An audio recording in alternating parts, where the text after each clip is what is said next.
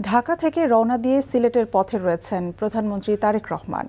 সকাল ৮টা ২৫ গুলশানের বাসা থেকে বেরিয়ে ৯টার দিকে বিমানবন্দরে পৌঁছান তিনি। প্রধানমন্ত্রীর সাথে তার সহধর্মিণী ডা জুবাইদা রহমান আছেন। কিছুক্ষণের মধ্যেই সিলেট ওসমানী আন্তর্জাতিক বিমানবন্দরে পৌঁছার কথা রয়েছে প্রধানমন্ত্রীর। সফরসূচি অনুযায়ী সিলেটে পৌঁছে প্রধানমন্ত্রী সুফি সাধক হজরত শাহজালাল রহমতুল্লাহি আলাহির মাজার জিয়ারত করবেন। পরে বেলা ১১টার দিকে সিলেট সার্কিট হাউস সংলগ্ন সুরমা নদীর পাড়ের চাঁদনীঘাট এলাকায় জলাবদ্ধতা নিরসনে সিটি কর্পোরেশনের একটি প্রকল্পের ভিত্তিপ্রস্তর স্থাপন শেষে সুধী সমাবেশে অংশ নেবেন। দুপুর ১২টায় সিলেট সদর উপজেলার কান্দিগাঁও ইউনিয়নে বাসিয়া খাল খনন কর্মসূচির উদ্বোধন করার কথা রয়েছে প্রধানমন্ত্রীর।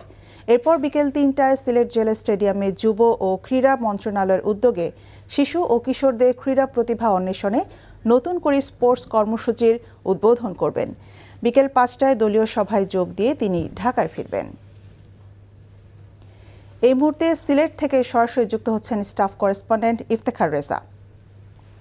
ইফতেখার, প্রধানমন্ত্রী কি সিলেটে পৌঁছেছেন কিনা এবং তার সফর ঘিরে সিলেটে কেমন পরিস্থিতি আপনি দেখতে পাচ্ছেন?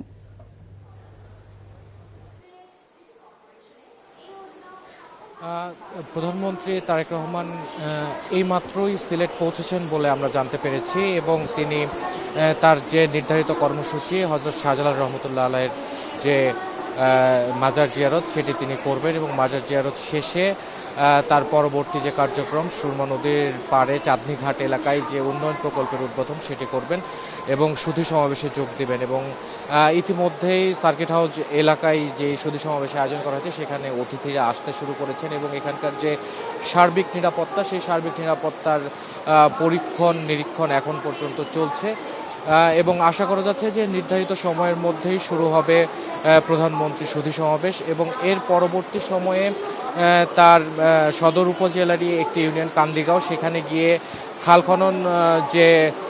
খাল খনন যে কর্মসূচি সেই খাল খনন কর্মসূচির উদ্বোধন করার কথা রয়েছে এবং পরবর্তীতে তিনি সিলেট স্টেডিয়ামে তার যে নতুন করে স্পোর্টস নতুন সরকারের যে কর্মসূচি সেই কর্মসূচির উদ্বোধন তিনি ঘোষণা করবেন সারা দেশব্যাপী, এটি আমি উল্লেখ করতে চাই। এবং এই নতুন করে স্পোর্টসে ফুটবল, ক্রিকেট, কাবাডি সহ ৮ ধরনের খেলা থাকবে এবং দেশের যারা তরুণ প্রজন্ম এবং যারা শিশু কিশোর যারা রয়েছে তারা যাতে আগামীতে মনন মেধা এবং ক্রীড়াতে অনেক ভালো হতে পারে এবং আগামীতে যাতে বাংলাদেশের নেতৃত্ব দিতে পারে সফলভাবে, সেই চিন্তাকে সামনে রেখেই মূলত এই নতুন কুড়ির স্পোর্টসের যাত্রা শুরু হচ্ছে আজ।